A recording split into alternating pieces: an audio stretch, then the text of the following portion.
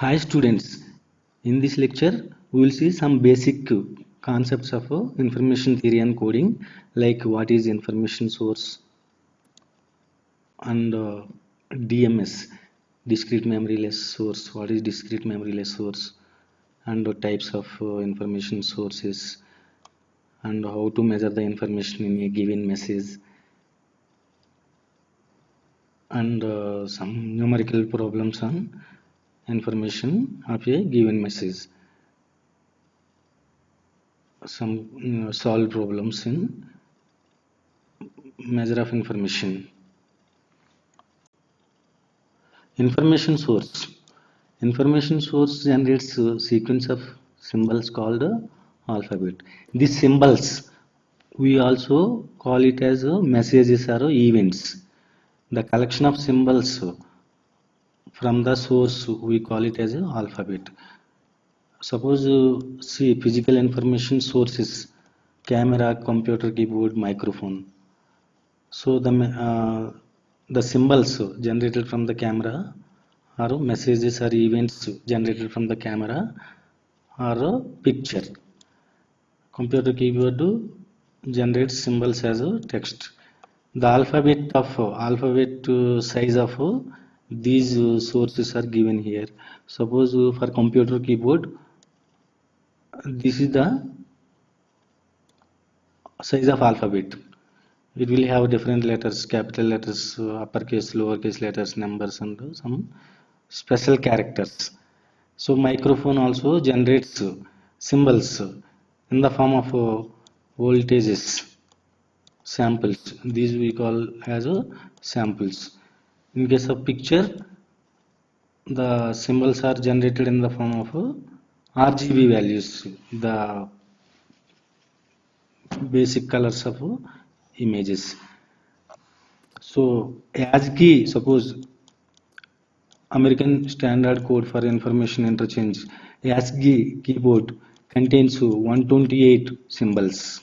ASCII standard keyboard contains 128 symbols in the alphabet. We assume the sources that generate messages in the communication system are discrete memoryless sources. A practical source in communication system is a device that produces messages, events, or symbols. It can be either analog or digital. A discrete information source is a source that has only finite set of symbols as possible outputs. Discrete means countable.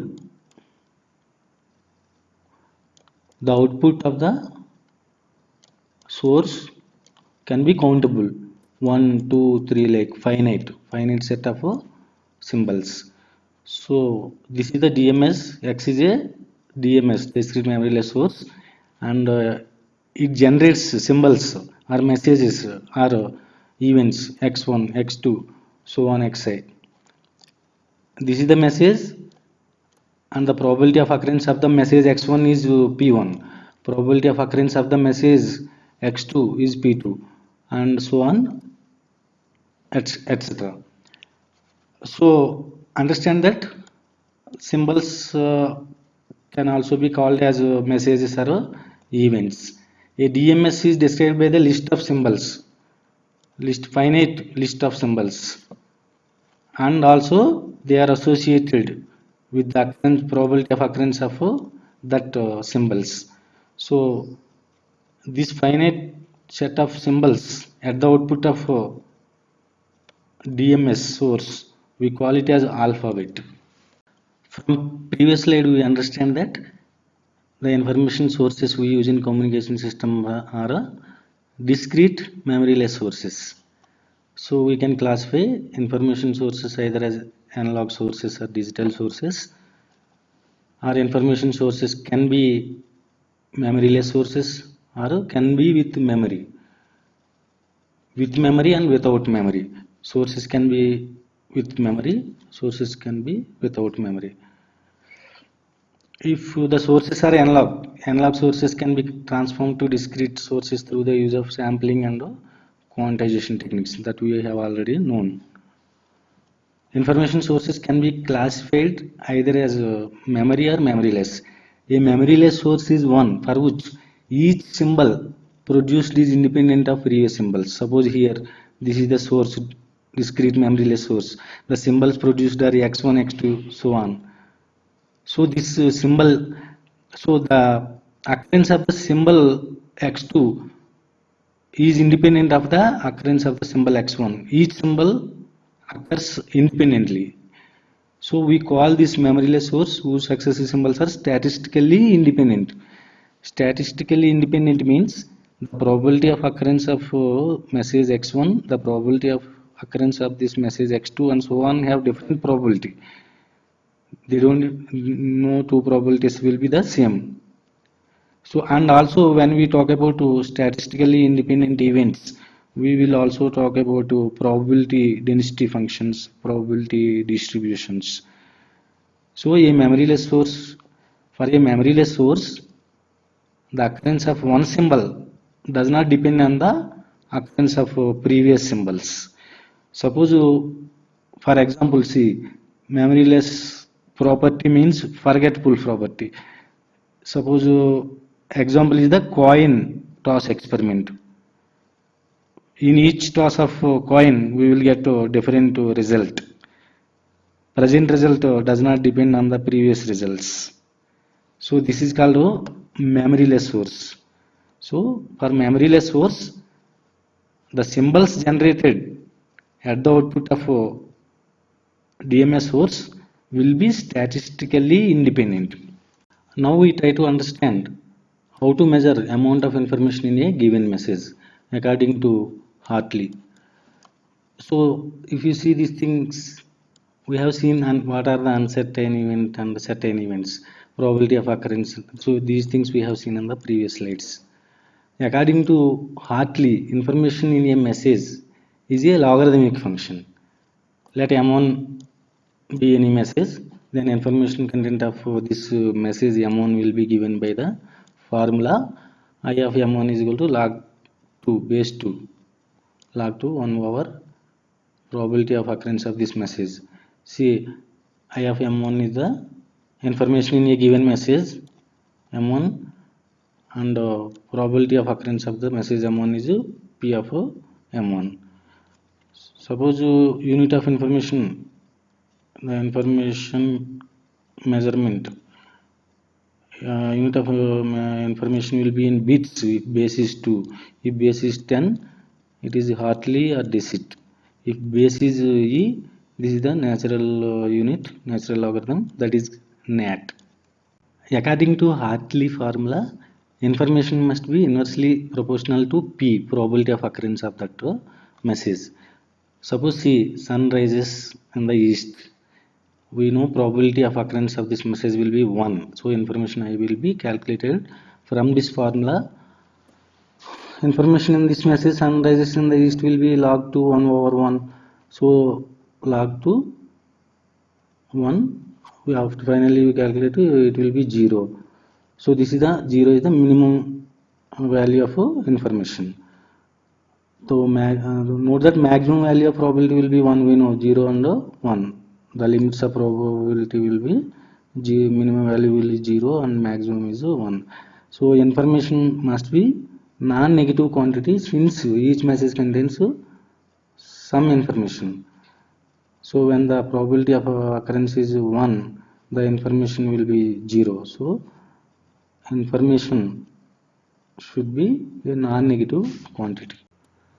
Here we try to understand properties of the information. So we have seen already x is a source, generates messages x1, x2, so on. So there is a probability associated with each message. P of x1, probability of occurrence of symbol or message x1, probability of occurrence of the message x2, and so on. So I of x1, this is the self information, information contained in message x1. This is information contained in message x2, information contained in message x3, and so on. So this I of x1, information in the message x1 or information in the message event x1 or information in the symbol x1 can be defined from Hartley formula like this. Information on the message x2 can be defined and so on. Now see, I of x1 is equal to 0 if probability of occurrence of that message is equal to 1. We have seen this in the previous slide. The information in any message must be greater than or equal to 0. The minimum value of information is 0. The information in a message must be non-negative quantity. It should not be a negative quantity. This is the joint information of given two messages, I of x1 comma x2. This is the joint information is equal to I of x1 plus I of x2.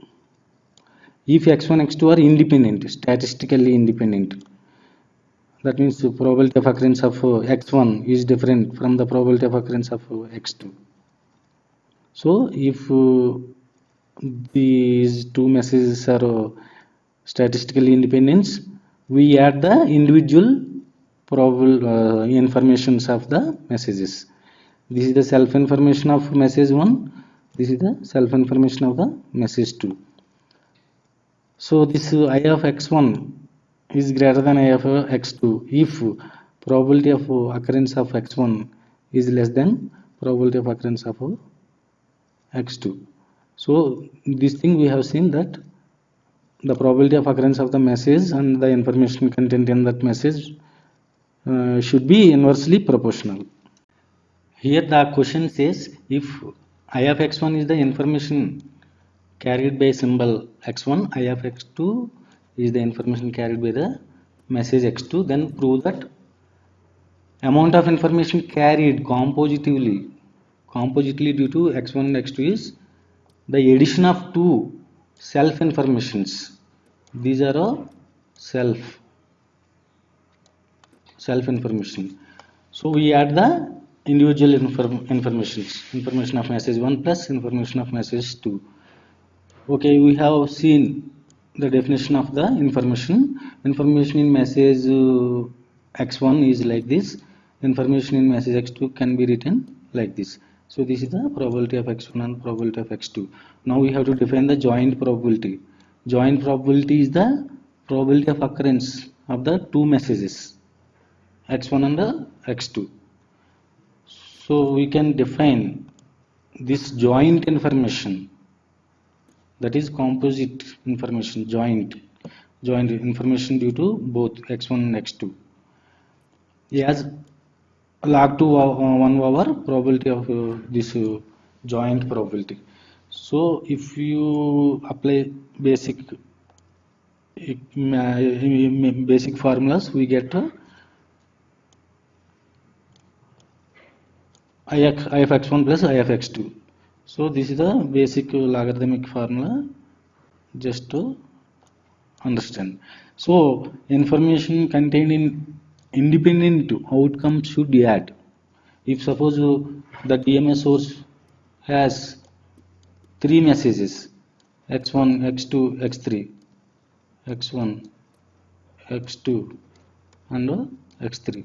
If these three messages are statistically independent, the joint information of these three messages will be the sum of individual informations.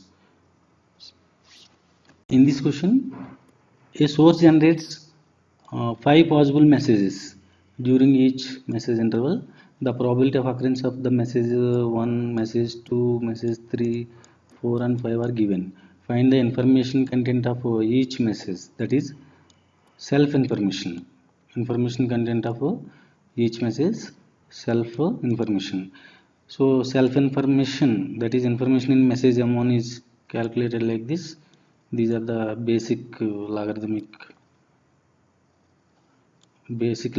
and the information in message 2, information in message 3, information in message 4 and 5 can be calculated. We can also use manual. If you are using manually this logarithm calculations, this is a is the base of the logarithm, x is the quantity, so you can apply this formula. In a binary PCM, the bit 0 occurs with probability 1 over 4 and bit 1 occurs with probability 3 over 4. Then calculate the amount of information carried by bit 0 and bit 1. So simply we can calculate using this formula like that. So here you can also apply, if you are doing manual calculations, you apply this formula. If you want PDF files of my video lectures or video on any particular topics, please send me email to rkgopal2020 at the rate of